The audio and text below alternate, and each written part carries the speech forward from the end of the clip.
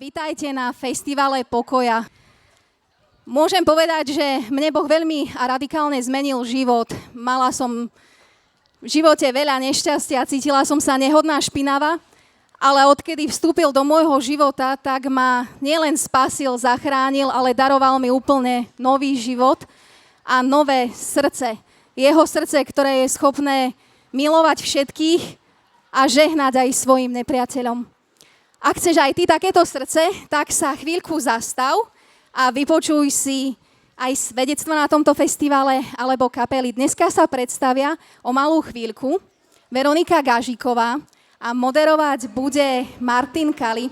Ďakujem veľmi, že divoká tvorkyňa prijala pozvanie a ja môžem povedať, že na začiatku mojej cesty s Bohom som sa úprimne povedané veľmi bála, aby som neskočila na lep nejakej sekte alebo nejakému pofidernému učeniu.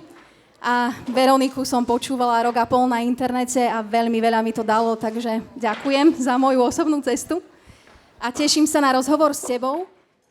Linda, ďakujeme veľmi pekne za pozvanie a vrúcne privítanie a tešíme sa z tvojho srdca robiť tento úžasný festival tu na v centre v Prešove. A takisto vítam aj moju veľmi dobrú kamarátku Veroniku, ktorú poznáme ešte skôr, ako existoval TikTok. Vítaj. Ďakujem za pozvanie a ahojte.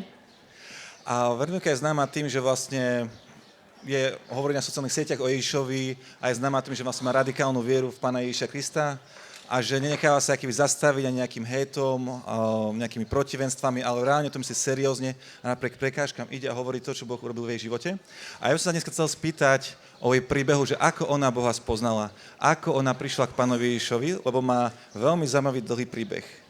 Takže, ak si dobre pamätám, ty si odmala mala túžbu spoznať Boha, je to tak? Áno, ja som už v podstate od detstva vedela, že niečo tu medzi nebom a zemou existuje, ako sa hovorí, a že nejaký Boh alebo niečo musí existovať, čiže musí existovať niečo viac, než len to, čo vidím vlastnými očami. Takže to ma nútilo vlastne hľadať. Super, a kde si tak prv začala hľadať? Tak akože moja výchova bola taká, že tradičná, keďže mamina je Poľka, takže to bolo celé také, že veľmi tradičné a vlastne to spôsobilo, že ja som ako keby hľadala niečo iné, kvázi niečo viac a tým pádom vlastne som zavítala do ezoteriky, do čarodeníctva, v podstate do istej časti môžem povedať, že šamanizmu a vlastne som hľadala to duchovno v takom tým iným smerom. Takže ak tomu správne rozumiem, tak si vlastne akýby, nazvem to takej tradičnej viere, že si tam nevidela niečo hlbšie a kvôli tomu si vlastne išla do ezoteriky, hej? A čo presne to duchovno ťa priťahovalo? Aké duchovno ťa priťahovalo v tej ezoterike? Tak ja v podstate tým, že som vedela, že nejaký Boh existuje, tak som verila v neho v dvoch oblastiach. Že vedela som, že ak teda Boh je, tak určite je to láska. Takže ja som vlastne chcela zažívať lásku a teda keď hľadala som duchovno, tak vlastne som hľadala lásku a zároveň mi bolo jasné, že ak teda je Boh Bohom, tak musí mať nejakú moc a musí niečo dokázať. A teda to, že som to nevidela vo svojom živote v tom takom tradičnom prostredí, tak to ma vlastne viedlo k tomu v tej ezoterike to hľadať, lebo tam sa v úvodzovkách niečo dialo, že sa tam menila chuť vína z lacného na drahé a také blbosti sme robili. Takže hej, no, ja som tieto dve veci hlavne asi hľadala.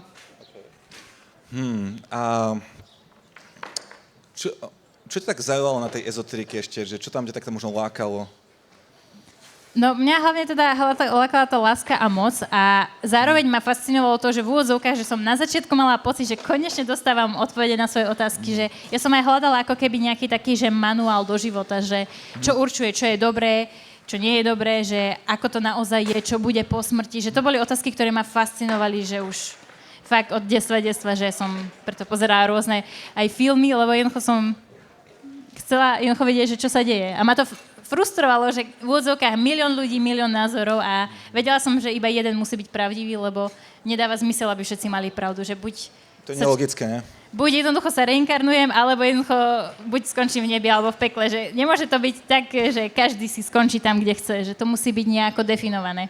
A moja taká otázka, že čo práve ti dalo také pochybnosti, že tá ezoterika nie je tá správna cesta? Tak na začiatku sa to javilo, že super, že som sa cítila, že wow, aké niečo nové, zaujímavé vzrušo, ale vlastne čím dlhšie som v tom bola, tak som vlastne videla, že ako keby odpovede, ktoré dostávam, sú nedostačujúce, že stále sa dá ísť hlbšie a hlbšie, ale ako keby to je studňa, ktorá nikdy nemá dno a že reálne v mojom živote mám stále väčší a väčší chaos, čo je pravda, čo nie je pravda. a zároveň som hľadala uzdravenie, mala som nejaké svoje problémy a videla som jednoducho, že tie veci fungujú, ale iba z časti. A teda, že na chvíľu sa javí, že mi to pomohlo, ale potom vlastne mi to nepomohlo. Čiže vlastne ešte v tom sa, keď to tak poviem blbo, zväčšovala moja vnútorná frustrácia, že ani to uzdravenie, ja som sa snažila aj iných ľudí liečiť rôznymi technikami, čo som bola zasvetená a videla som, že to fakt nefunguje. Takže mi bolo jasné, že musí existovať niečo iné, niečo lepšie, čo naozaj funguje. A moja taká ďalšia otázka, že čo bol taký tvoj zlomový bod, že si začala spoznávať skutočného Boha, že si našla pravdu. Čo bol taký skutočný bod? Ja by som povedala, že som mala také, že 3 zlomové body. Prvý bol taký, že som mala 16, vyhrala som čestnú medailu na majstrovstvách sveta. V Grécku som bola, išla som si zabehať ako vždy a úplne mi prišlo, že môj život nemá zmysel a normálne som bola, že idem skočiť z útesu, že skočiť, neskočiť, verila som v reinkarnáciu. Pre mňa to rozhodnutie bolo, že či si dnes na raňajky dám kávu alebo čaj. Takže úplne som bola mimo, to bol taký prvý stred, kde som doslova vnímala, že Ježiš je pri mne a mi zabranil skočiť. Takže doslova vlastne si vnímala, že prišiel k tebe Pán Ježiš a zabranil ti skočiť z útesu. Áno, ja som doslova stala pri útese a ja som zrazu cítila, že nejaká bytosť svetla stojí pri mne. Ja som vedela, že to je Ježiš, neviem, ako som to vedela, skrátka som to vedela. A úplne som vnímala, ako keby to zo mňa dal pre všetky tie myšlienky, že skoč. A to bol taký prvý zážitok. Druhý bol taký, keď mi prišla taká informácia, keď som bola v takých rôznych ezoterických veciach, že pravú lásku sa dá spoznať iba cez smrť, čiže mne to stále vrtalo v hlave, že čo je tým myslené. A vlastne ten úplný prielom nastal, keď som raz náhodne na YouTube pozerala príbeh, ako doslova 2 ľudia sa modli za svoje dieťa, ktoré malo určite zomrieť a ono to prežilo, čo bolo, že nenormálny zázrak. A som si povedala, že wow, takýchto divných kresťanov som ešte nevidela. A vlastne to potom YouTube vyhodnotil, že mne sa asi páčia kresťanské videá, čo nebola pravda. A tak mi začal vyhadzovať ďalšie a ďalšie a tak som to začala pozerať a až som zistila, že wow, počka, to kresťanstvo obsahuje aj vzťah s Bohom, aj Božiu moc a vlastne cez to potom som uverila v Ježiša. Super. Takže vlastne si našla nejaké video na YouTube, kde sa hovorilo vlastne, kde bol jasný zázrak, že Boh niekoho uzdravil. A aká bola potom tvoja ďalšia cesta, alebo kde si hľadala? No vlastne prvé mesiace som viac menej iba pozorovala YouTube a toho kazateľa, ako on sa modlí na ulici a nohy dorastajú a uzdravujú sa rôzne bolesti, takže som potom začala to robiť na ulici. A potom som raz prišla na nejakú kresťanskú konferenciu v Bratislave, kde som sa zoznámila s kresťanmi a potom po nejakej dobe som počula ináč o tebe, že sú nejakí kresťania, čo chodia do ulic a hlasajú tiež evanjelium a modlia sa za uzdravenie a takto postupne sa to nabalilo. Ja si pamätám ten tvoj mladý oheň, ešte silnejší ako... Ďaká Bohu, vtedy bol veľmi silný, taký čistý ten oheň a ma to veľmi tak pozbudilo, že si teda Pán našiel cez YouTube a vlastne aj kvôli tomu si na sociálnych sieťach, že? Že to je taký paradox. Áno, Boh mi po nejakej dobe povedal, že mám začať robiť YouTube, čo bola moja v úvodzovkách nočná mora, lebo som nemala kameru, nevedela natáčať, nevedela, čo mám hovoriť. Potvrdzujem. Skrátka, radila som sa za introverta, takže viete, no to nie je zrovna komfortné. Wow. A moja taká otázka, že keď porovnáš, alebo čo by si povedala človeku, ktorý je ako tvoje mladšie, možno 12-15 ročné, ktoré má túžbu po Bohu, ale zatiaľ jediné to, čo pozná, je také suché náboženstvo, keď tak môžem povedať. Čo by si odkázala takému svojmu mladšiemu ja? Určite to, že nerob si názor o Bohu na základe nejakej zlej skúsenosti a náboženstva, ktoré vidíš a sama ho začni hľadať, lebo vlastne ten prielom prišiel vlastne vtedy, keď ja som sama za svojej vole začala sa zaoberať Ježišom a čítať Bibliu a Novú zmluvu, ideálne na začiatok, a vlastne spoznať Boha sama za seba. A to mi úplne zmenilo pohľad na celé kresťanstvo a preto som kresťanom dodnes. Super. A čo by si možno tak odkázala ľuďom, ktorí majú túžbu po Bohu, ale skúšajú možno ezoteriku, Viku, vyvolovanie duchov, horoskopy. Čo by si poradila takýmto ľuďom, ktorí tiež majú možno túžbu po Bohu, ale nevideli to možno medzi nami kresťanmi a hľadajú to vlastne na nejakých takých miestach? Tak ja by som to určite povedala z takého princípu alebo pohľadu porovnania, že keď nejaké veci z toho som aj robila v minulosti, že je to slabý odvar toho, čo dokáže ponúknuť Boh. Že Boh ponúka o mnoho lepšie veci a Božia moc je o mnoho väčšia, než nejakých duchov alebo démonov. Skrátka, Ježiš vyhráva doslova na plnej čiare a keď človek naozaj chce zažiť hlbokú spiritualitu a hlboké duchovno, potrebuje vyhľadávať Ježiša, lebo je známe, že kto žije s Ježišom a naozaj ho nasleduje, tak sa mu vedia diať naozaj veľké veci v živote a v Biblii je tiež kopec príbehov, čo Ježiš robil. Niekoho teleportoval napríklad, takže všetko je možné, to chcem povedať. Filipa presunul, ale je taký známy celoslovenské svedectvo, čo Boh robil v tvojom živote, ako ti zaplatil dovolenku. To nie je pripravená otázka, to nie je nepripravené. A neviem od Lindy, že koľko máme času, ale no povedz mi o tom zážitku, lebo to je fakt také virálne a každý sa na to odvoláva a to spomína. Takže jak to vlastne bolo, povedz nám. Takže ľudia to nazývajú, že Boh mi zaplatil dovolenku, ale skrátka, ja som mala 2 také významné, povedzme, že videá, kde som o tom hovorila.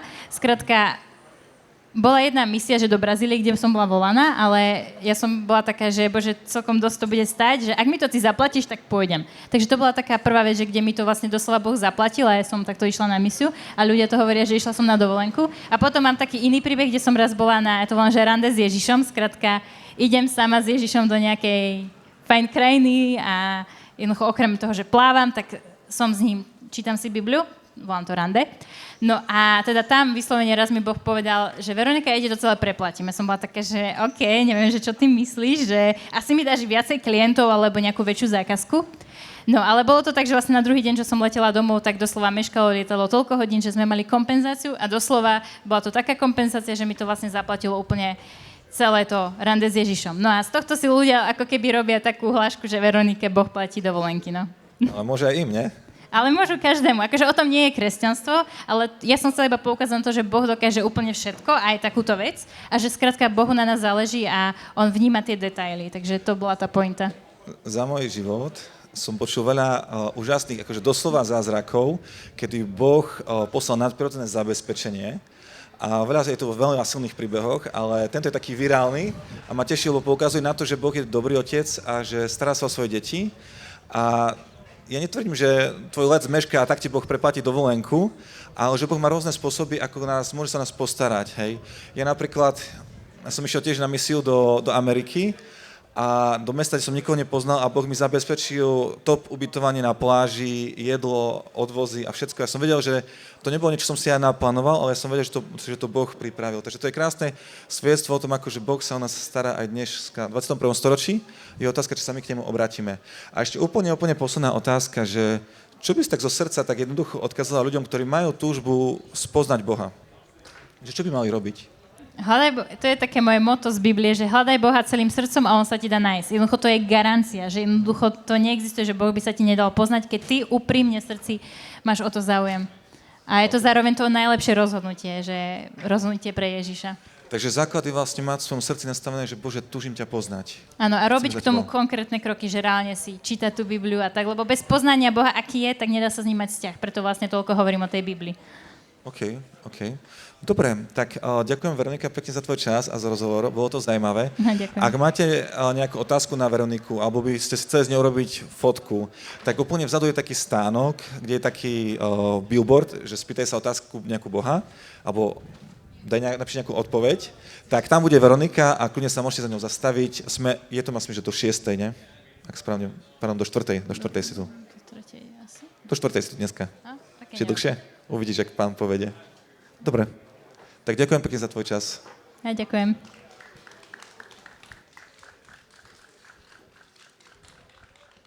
Ďakujeme.